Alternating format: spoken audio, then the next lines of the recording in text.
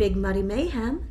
This is the podcast where we talk about true crime and bad behavior throughout the Midwest. Each week we will bring two stories from the heartland that might break your heart, but we hope to make you laugh along the way. I'm Tracey Laricha. And I'm Janet O'Brien.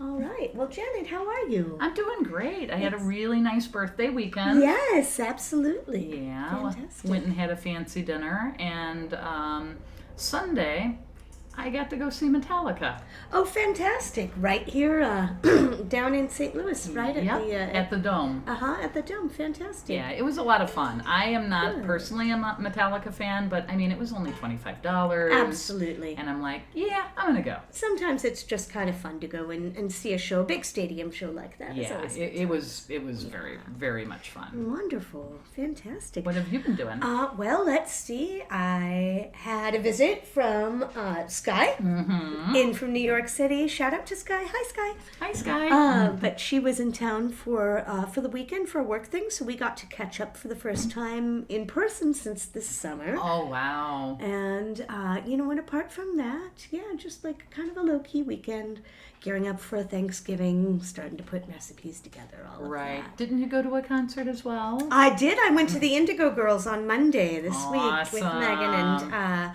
they put on a great show as always. Yeah. And really, really enjoyed it. That's awesome. Yay. Yes, yeah. And we have a couple of shout-outs to give, I think. We do. You probably noticed at the beginning of this, the music might have sounded a little different. Mm-hmm. We have brand new theme music. And from Rob Metzger. Mm-hmm. He's actually in a few different bands. I don't know the big name of the band names. I'm terrible. But he plays keyboard and he writes, and he put together the little intro for us. So. Absolutely. And the water that you hear at the start of the intro is from our own beloved Mississippi River. Hence Big Muddy Mayhem. Mm-hmm. Fantastic. And another little shout out, if you're enjoying a better sound quality, that is because we had advice and our first Muddy Buddy gift of a little sound screen that kind of helps with recording. We record in my kitchen, which is kind of like a big old drafty South City kitchen. Exactly. So this definitely helps us, and that was given to us by friend of the pod, Carrie. Yeah. Shout out Carrie. to Carrie. Thank you. Carrie. Thank you so much. All right. So we have some stories. We do. I think I'm supposed to go first today. I think you are. You ready to get muddy? I am ready to get muddy. All right. Okay, so this is not just one story. It is multiple stories. Okay. It involves a town. Okay. So there's a possibility our friend Megan might know of this town because she is from a certain state. Oh, okay. So we're going to Wisconsin? We're going to Wisconsin. Have you ever heard of Baraboo, Wisconsin? I have not. It is the home of many things. Many, many things. So Okay. I've been kind of staring at my story all day. I'm like, do I start with the sad part first and end with fun? Do I go the other way? You know what? I'm starting with sad first because... let's move past the sad first. Okay, so Baraboo, Wisconsin, it is a town with lots of history that is also connected with lots of paranormal activity. Oh, okay. Yeah, so we're going to start with the murder. Okay. Okay, so back in 1994, over the 4th of July weekend, there was a 14-year-old by the name of Chris Steiner. Okay. He was sleeping in his bedroom, and the parents woke up the next morning and found him gone. They did not know what happened to him, but they thought, well, he's 14, 4th of July weekend. Sneaks out. He probably snuck out to go hang out with his friends. Mm-hmm. A few days pass, and they cannot freaking find him at all. And on July 10th, they find his body in the Wisconsin River. Oh, no. They do not know what happened to him. The body was, it's the summer, so the body wasn't in great shape, and the only determination they came up with is he died of drowning, and that was it. Okay. And they thought that was a little odd. I mean, it was terrible, obviously. Right. You don't want your child. I have a child. I would never want that to happen. So it was undetermined. And then a year later, July 29th, 1995, 15-year-old Thad Phillips He was asleep on his couch. And he wakes up being carried by someone. Oh, no. And it's a 17-year-old by the name of Joseph Clark. Okay. Now, he's only 2 years older, but obviously Joseph was going for people who were probably a lot smaller than him. That Right. he could, that manhandle. he could physically handle. Right. Right. And so Thad, when he woke up, he realized you're asleep, you're a teenager, you don't know what the hell's going on. Mm-hmm. And he woke up and he was like, well, he seemed friendly. And he said, well, I'm carrying you because I need help with my car. And he's like, okay. How did you find me while I was asleep? I And know. why are you carrying me? I know. I still have questions, I have lots sir. of questions. And I'd like to have them answered with both of my feet on the ground, if it pleases you. Exactly. So he carries him to the house. Thank God. And Thad is just hanging out the whole time? Yep. So thankfully, Thad is awake when he realizes where he's being taken because he knows where he's going. And so he gets to the house, and as soon as he gets to the house, he's like, well, I need to do something upstairs in my bedroom. This Joe Clark, apparently he still lives with his parents. He has a bedroom upstairs, so they go up the stairs. And as soon as he gets into the bedroom, he realizes there's something very wrong. Thad is not very good at taking care of Thad, is he? No, he's How not. old is he? He was 15. Yeah. Okay, I get maybe you're a little bit paralyzed by fear. And, Right. And I'm going to feel like an asshole if something really bad happens to Thad because... So immediately, Joe Clark breaks his ankle. Just breaks it. And for the next few hours, continues to break bones on him. Oh, no. Okay, no. Yeah, just really bad. And apparently, he would torture him for a while, and then he would carry him down the stairs so they could watch TV together. And Do then, we know what we show? don't know what's going on in this kid's head. And then he wraps him up with something to make the bones not so broken, and then he would take him back upstairs and start breaking more bones. Oh my gosh. And then at some point, the 17-year-old decides, I have a party to go to. So he just shoves the 15-year-old in the closet and leaves the house. And so Thad is sitting in this closet, and he's like, how the hell do I get out of here? So he finds this guitar that's in the closet with him, and he uses the guitar to break the door down in the closet. And he throws himself down the steps because he can't walk anymore. Right. And apparently when he threw himself down the stairs, he passed out several times because he's so injured. Oh, wow. Yeah, and he finds the phone because, again, this is 1995. We don't all have cell phones at this point. And he calls 911. The cops show up immediately. Wow. Yeah, and then they find out what party he went to, and they go to the party, and they arrest Joseph. Oh, my gosh. And so when Thad goes to the hospital... they said he was like hours away from probably being deceased because he had so much internal bleeding. Completely, with all of the broken bones. Right. It was just not good at all. So eventually, what happened was during the time of the torture, Joseph, who is now known as the Baraboo Bone Breaker. Oh. I know. He tells him, he's like, I've done this to another child before. Oh, no. Remember the child I mentioned in the beginning? Right at the beginning of the story. Yes. So he can't help but brag about it. Uh-huh. Oh, what a... So, basically, Thad stopped a serial killer. Good. I mean, he really, really did.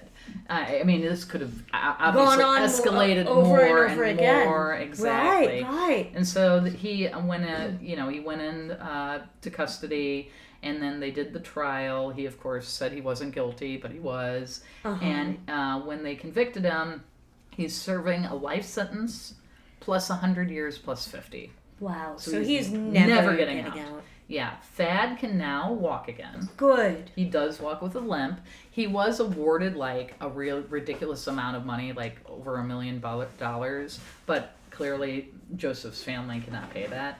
So somebody in Baraboo started a GoFundMe that has like over $100,000 in it to cover all the bills because he had so many medical bills, like a crazy amount of medical bills. And so that's... Pardon us for a little bit of background noise. Not one, but both of my cats just tried to climb into Janet's recording bag, so I had to perform a catectomy. So anyway, he's much better now.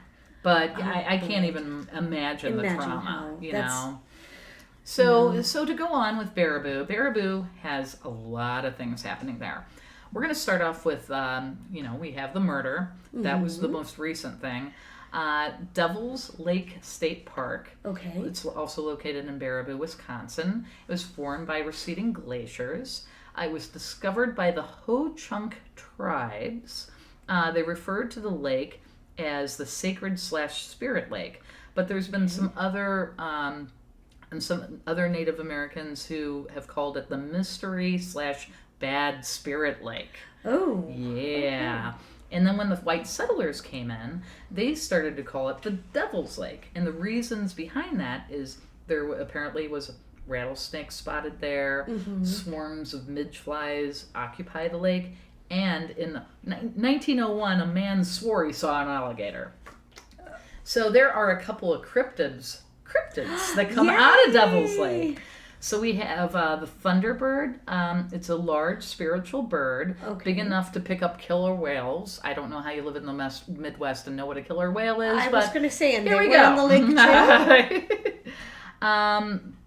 Apparently, the thunderbird is a noble spirit that protects humans from a reptilian monster known as the horned serpent. Okay. The story goes is that the horned serpent fought against the thunderbird, and the thunderbird pushed the horned serpent down into Devil's Lake, where it lives now. Apparently you can see this horned serpent when there's a drought. Okay. And it resembles Loch Ness Monster. Oh, our own Nessie. Oh, our own Midwestern Nessie. Exactly. Midwesty. Baraboo also has the Old Baraboo Inn. It was built in 1864. It was founded by, listen for the last name, George Bender? Another Bender? Are they related to the Kansas Benders? Oh, darling, we've never even heard of those Benders. Who are those Benders? He migrated from Germany, like Bender. Right. And he came over to brew German lagers. He operated. You would think you could do that in Germany. I know. He operated as the Bender Brewery and Bender Boarding House. Stories include that it was a speakeasy during Prohibition, and it was also one of Al Capone's favorite hangouts. Hey, all right. There are also stories that are murder victims buried in the floors of the basement. Okay. So this place, they do paranormal investigations there. They'll have little, where you can go, and some people have gotten some, what are they called? The EVPs, yes. Yeah. And where they think they've picked up Al Capone. So who knows? Wow.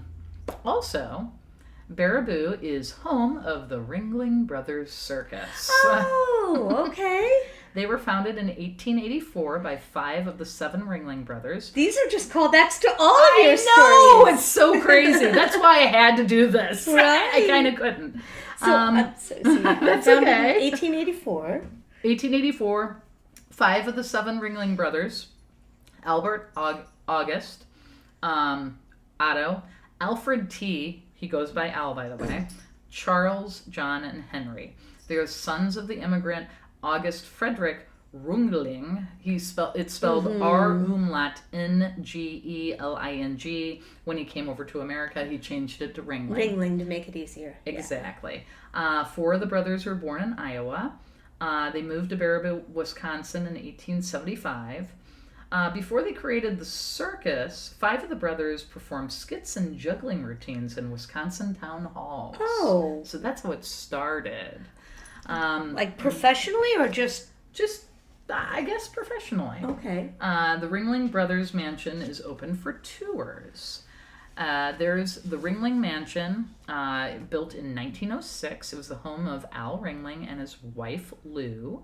It later became the home of Ida Ringling, who is the brother's only sister. Right. Al was the eldest of the 5 brothers. They also do haunted tours at this mansion. Fantastic. So I was listening to a podcast yesterday, and it was probably done in 2020, and there was these 2 gals who were trying to do haunted things, and they ended up interviewing the current owner and his wife of this house, and they say it's super, super haunted. Now, what part of the state is Baraboo? Baraboo. Is it close to? Do we know? Like, I have to look it up. We I don't have remember. to check and see. Okay, I'm just wondering if it's like, where in Wisconsin? It's not very far from here, so I think it's south. Oh, okay. Yeah, it's not very far from St. Louis. All right. But they do haunted tours, and there's also the Al Ringling Theater, which still is open today. Nice. They mostly have musical acts there, but that was also built by Al. There's another Ringling House. It's the historic Ringling House Bed and Breakfast, and that was owned by Charles Ringling, and that was built in 1901. There's also ghost tours there. And then lastly, there's Circus World, which is the original home of the Ringling Brothers Circus. Oh, wow. I know. I kind of want to go. Would be fun. It has all of their stuff. And the guy who owns the Owl House, he apparently helps basically put stuff into this place. Nice. He retired. Him and his wife both retired from the circus. Oh, and then wow. they ended up moving to Wisconsin and buying that house. They bought it for $250,000, and he says he's put like $1 million in it already. Oh my gosh. Yeah, it had been Al Ringling's house almost got torn down like 3 times. Oh my gracious. So they're but like, it's no, we still there. really, really need to save this That's house. wonderful. The Circus World does not reopen until March of 2024. I think they're closed for the winter. But they all claim to be haunted. And then another thing that happens in Baraboo. I know, Baraboo is full of all sorts of stuff. There is the Phantom Hitchhiker of Baraboo. Okay. Highway 12.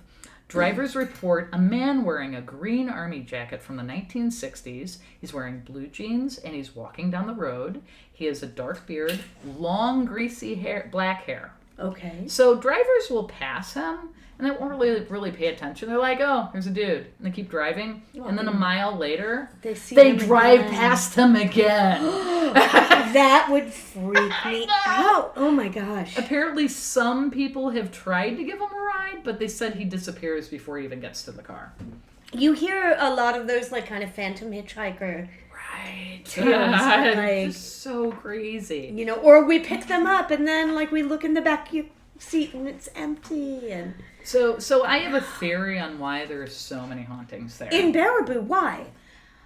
Baraboo was originally inhabited by the Ho-Chunk, I'm going to butcher this name, Myaamia, however you pronounce that, and the Sauk indigenous people. Okay. At one point, there were 900 Sauk mounds in the area. Ooh. 85% of them have been destroyed. There was 3 types, the conical, the linear, and the effigy mounds.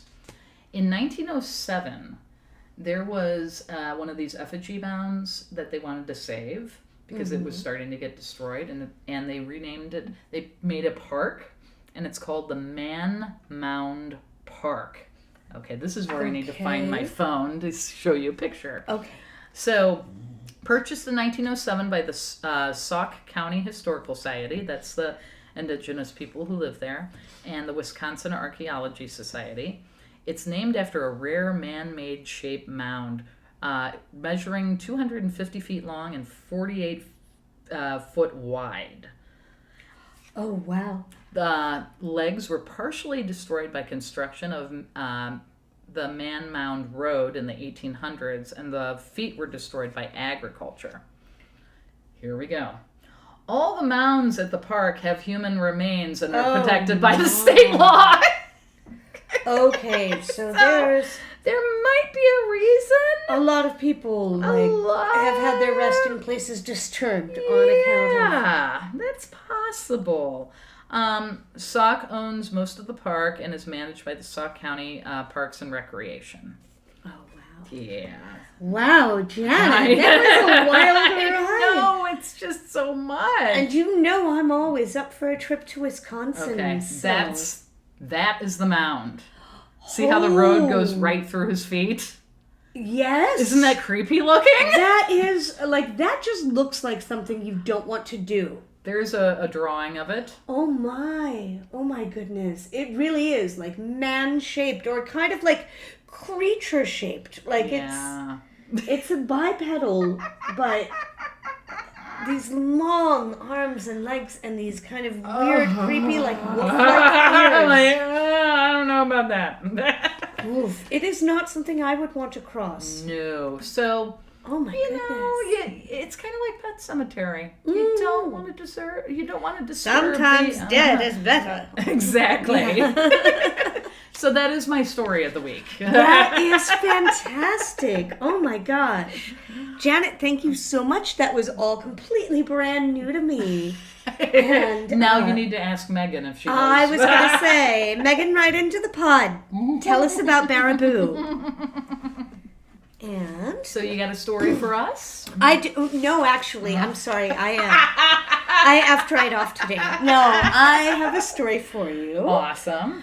And so my story comes from Missouri. I promise that I am going to start like getting out of the state in the weeks ahead, but there are a few that were just like right at the top of my list. Yeah, no, Missouri has all sorts of fun stories. Exactly. And this one is from Kansas City, Missouri. Now, a lot of people would think that Kansas City and St. Louis just do not like one another. That's actually not. I don't think it's really true. No. I was going to say, like... I mean, unless you're a Royals fan or a Cardinals fan, but honestly, they're in totally different leagues anyway. So, right. You know. When we went there, I found it, the one time that I spent like a full weekend there, we found it perfectly lovely. Everyone was really, really sweet to us. I love Kansas City. And so we went in 2019... Or no, wait, I'm sorry, not 2019, 2021. Oh, wow. Sorry, okay. Like right after everything started to maybe open up a little bit. Right. That was our first post, like, COVID trip. I think it was January or February of 2020 is when I went. Like, I mean, I've been since, but I went on a weekend trip to Kansas City. Or it might have even been 2022. I don't know. Anyway, whatever. It was after we were vaccinated and felt comfortable going out. So I think it was 2022 actually. Anyway, we can edit this out. The very first time that we went out, kind of after we were vaxxed and went out after the pandemic, we went to Kansas City. Went to go see my favorite living comedian and podcast host, Gareth Reynolds, nice. And had a good time. And we went to a museum that is dedicated to the Arabia Steamboat disaster. Yay! Do you know that? I love that one. Fantastic. So I am going to tell you the story of the steamboat Arabia. It's amazing. The Arabia was built in 1853 by a man named John S. Pringle, built in a shipyard in Pennsylvania. Nice. A huge boat at the time, 170 feet long, a side-wheeler steamboat. It could travel at a absolutely breakneck pace of 5 miles an hour. Woohoo! And she first carried soldiers.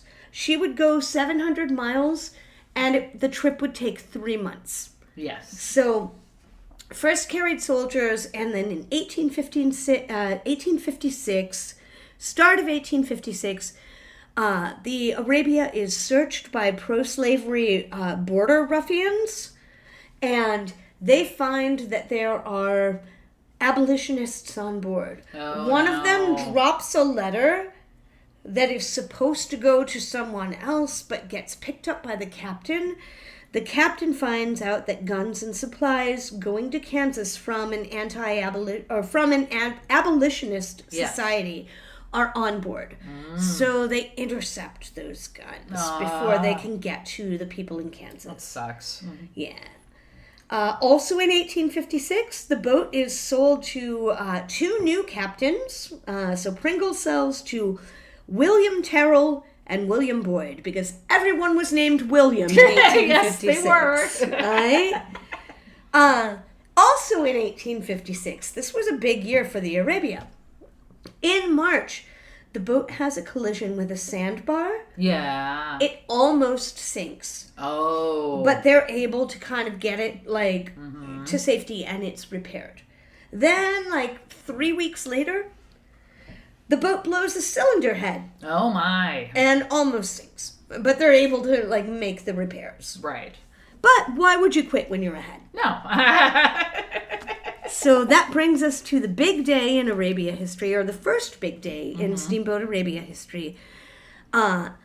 September 5th, 1856. This boat hits a partially submerged sycamore trunk. Yeah. What are those called again? There's a specific name for those. I can't remember it It's now. a strainer if you get called up against it. Yeah. But I don't know what. But it's like an invisible, kind of under. And Janet, you and I are both river rats. Yes, we are. We both have done our fair share of canoeing. I don't know if it's called a snag or something like that. Right. Exactly like that. But we've both done our fair share of Yes. canoeing. You know that there is nothing that can mess up your day or tip your boat or ruin your boat like going over something that is just barely under visible. the water. So this is what happens to the Arabia. Yes. And so immediately the hull is ripped open. The boat starts to sink. And again, this is pretty instant. Accounts say that it took under 10 minutes for the boat to be completely in the water, sinking. Now, there were around between 130 and 150 passengers, depending on the source. And no human lives are lost. Right. All of the people are okay. There is one casualty, and this is the one little, sad part in the story, and that is that there is a mule that is below deck that is tied up to some sawmill equipment, and in the panic of getting everybody off board, they forget about it, and so there is one mule that drowns. But pretty much overnight, the entire boat sinks, and this is a big boat. I will pull up my first photo for you and show you. Remember, you guys can see these all on the show notes. Yep. And on our Facebook page, that's where I normally post them. Exactly. I was going to say, so you can see them all on the show notes. So this is the Arabia. Yeah. She's a big boat. She is a big boat. Tall smokestacks and a pilot house up at the top. And here is a painting that was done of the sinking of the Arabia. Oh my God. She just starts to go in the water right away. Right. The hull is ripped open. The boat sinks. The mule dies. And overnight, all that's left visible are the tippy tops of the smokestacks and the top of the pilot house. She sinks completely into the Missouri River. Now, the boat sinks, and over the ensuing years, the river changes course. Yeah, we weren't really trying to change river courses at this point. It just did it on its own. It just changed. You know? Well, Kansas is flat, and much of Missouri can be flat too. And so, it was the river changes course by about a half a mile. Right. And so moves a half a mile to the east, and so the river ends up or what used to be the river is now farmland in Kansas City, Kansas. Right. So we have a tiny little pause here. Yes. Until 1987.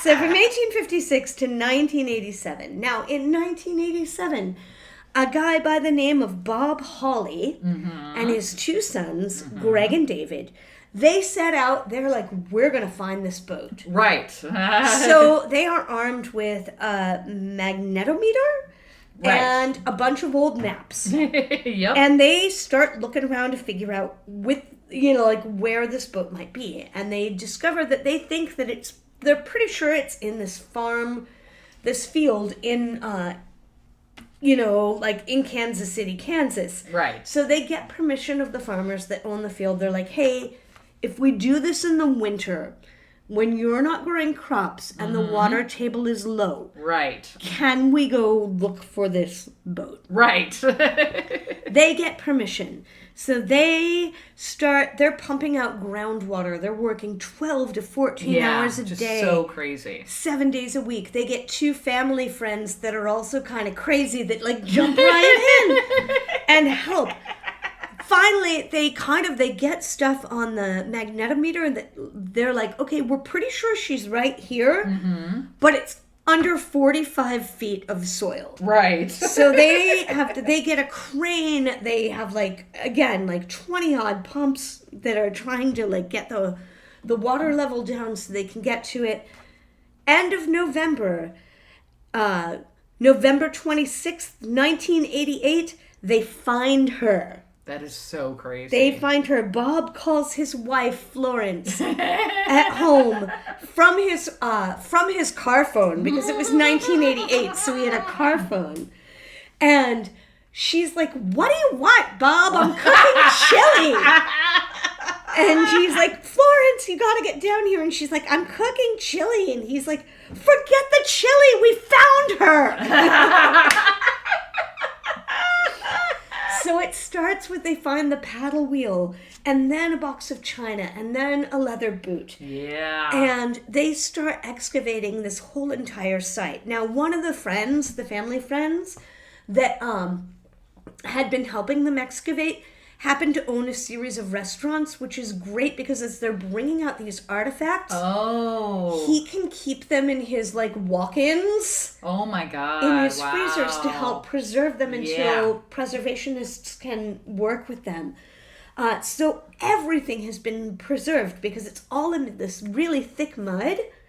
Everything, like they found jars of groceries. They said that they found jars of pickles. Yes. That were still edible. Exactly. Amazing. 132 years later after the sinking, they bring everything back up. They store the wood in tanks of water so that it doesn't crack and dry, as it dries out. Right. Bob's wife, Florence, has put down her chili and picked up her needle, and she is like helping to kind of restore and stitch any garments that were damaged. Anything and everything they can. And the result is that they have now the largest collection of pre-Civil War artifacts in the world. Do. It's an amazing museum. It really is. And they open a museum with all of these artifacts completely privately. Yep. There was no grant money. This was not funded by anything. This is like just their passion project. So they get everything out that they think that they can from the excavation site, and in February of 1989, the excavation work stops, the land is filled in, and it is now again farmland in Kansas City, Kansas. So crazy. So this entire collection, or this collection, can be viewed at the Arabia Steamboat Museum in Kansas City, Missouri. I absolutely would recommend going. It is... A lot of people don't know about it. I mean, people that... friends of ours here in St. Louis, I mentioned, they're like, what's that? I'm like, you gotta go. I can't even explain it. You gotta go. Yeah, I didn't know anything about it until we happened to be going to Kansas City for something else, and I was doing a little research, as we do. Yes. And I was like, oh, I kind of want to see that. So it's a wonderful little spot, beautiful goods. They even have the remains of the mule. Oh, I know. And if you can't make it to Kansas City, Missouri in person, there are also paid virtual tours available. Neat. I think it's like $5 if you Google Arabia Steamboat Museum. You can take a virtual tour as well. I have a funny story about when the first time I went and saw it. Because you go into a room, like you pay, you're hanging out in the gift shop. Right. And then you go downstairs into the basement, and you can kind of see the boat, but they want you to go into this room where they're going to play a movie before you see everything. It explains everything. And what's his name? The guy, the older guy? Bob? Bob. Yeah. So Bob was actually there. He's sitting in the front row. Oh, no, watching the Bob movie Holly. with us. Yes. Oh, that's amazing. And so they're like, oh, by the way, Bob is here, and if you guys want to ask him any questions, you should. And then somebody asked him, they said, so have you thought about looking for more boats? And he looked at us and he said, well, I mentioned that to my wife, and she goes, one boat, one wife. That is very, very funny. And yes, she's got chili to make. Yeah, she's like, no. You've no. done this already. You're not doing it again. Yeah. Go find another wife. It's a wonderful spot and a wonderful story. So that is the tale of the Steamboat Arabia. Awesome. I love it. My sources today were from Wikipedia, Smithsonian Magazine, the Arabia Steamboat Museum website, and the Joplin Globe. Fabulous. Well, I think this is a good place to take a break, Take right? a little break and we'll come back and talk about what's nice. Yes. Stay tuned. If you're related to anyone we mention in any of our stories, please email us at bigmuddymayhem@gmail.com. Make sure to join our Facebook page, which is linked in the podcast description. We also now have merch, which is also linked in the description to help support our podcast. Now, let's return to what's nice. All right, Janet, welcome back. Welcome back. It's time to talk about what's nice here. Excellent. Fantastic. So I've got a what's nice here from Kansas City, Missouri. Awesome. The Arabia Steamboat Museum is lovely. Right. But one of the other things that we really enjoyed when we were there is a restaurant. You know I love to eat. Oh, yeah. No foodies here at all. And you know I love Indian food. Yes. So we went to a restaurant called Korma Sutra. Ooh. Which I know. I love it. I love Cheeky the little name there. So Korma Sutra, it was an authentic Indian restaurant. And they had, first of all, amazing service. Ooh. Amazing dishes.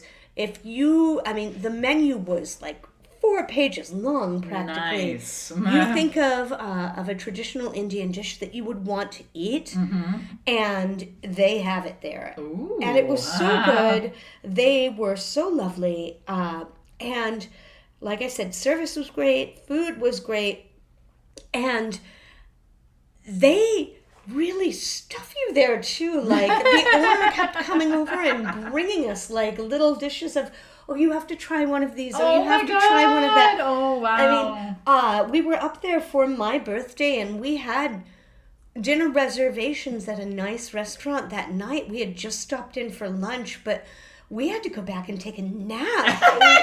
It was so good. Nice. So they had the best chai I think I've ever had. Wow. They are ranked 9th out of over 300 restaurants in Kansas City. Sweet. And Kansas City, Missouri does have a really good food scene, but even amongst the places that we went that were also good, it was top notch. I'm going to show you some pictures from their menu. There's a mango lassi. Yeah. So, if you're, and it is not too far from the Arabia Steamboat Museum. Nice. So, if you are up and you're taking a little trip around KC, then definitely make a point to check out Korma Sutra. That is and amazing. that's what's nice here. So my what's nice is, of course, Baraboo, Wisconsin. I've already mentioned so many places there, but I left this one out. And it's nice, but it might creep people out too. Okay. The International Clown Hall of Fame and Research Center. Currently, that you can only go see the museum at appointment only. Admission is $10. It's about $5 for kids under 10. It talks about clown history. There's a clown museum. I found some pictures of it online, and they have a Bozo the Clown.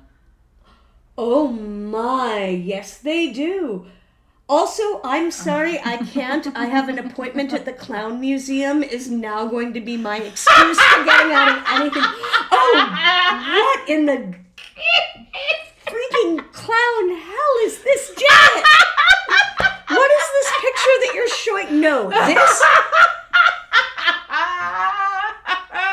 this is the sort of clown that if he's behind door number 1 and John Don't open Wayne it. Gacy is behind door number 2, you pick door number 2. This picture is terrible. I know. Ah. So yeah, there's a clown museum, and because it's connected to all the circus stuff, obviously. Oh. But yeah, no, it's separate. Here's a international clown museum. Right. And that's what's nice in Baraboo. I don't know. Do I go to the clown museum or do I go to the old Baraboo Inn and just go have dinner or something? I think Baraboo. Maybe run into a ghost or 3. Maybe. I don't know. I don't know. But, well, that's nice. Nice clown. Nice clown. Very good clown. Nice clown. Nice clown. So that's what I have for what's nice. Oh, well, those are our stories for the week. One thing that we do want to say today, this is episode number 4, so we've been doing this for 1 month. We have been having the best time. Absolutely, so much making fun. these stories for you. And we understand that, man, it's a busy world. Everybody has busy days. There are only so many hours in the week, and if you're giving us one every week of yours, we'll take we it. are so flattered and we're so Very grateful. much so. Very much so. So thank you so much for your support. Thank you guys for tuning in. Yeah. And we hope that you will continue to do so, and we will keep getting muddy. Yes, become our Muddy Buddies on Facebook, and as we always like to say, be Midwest nice. be Midwest nice.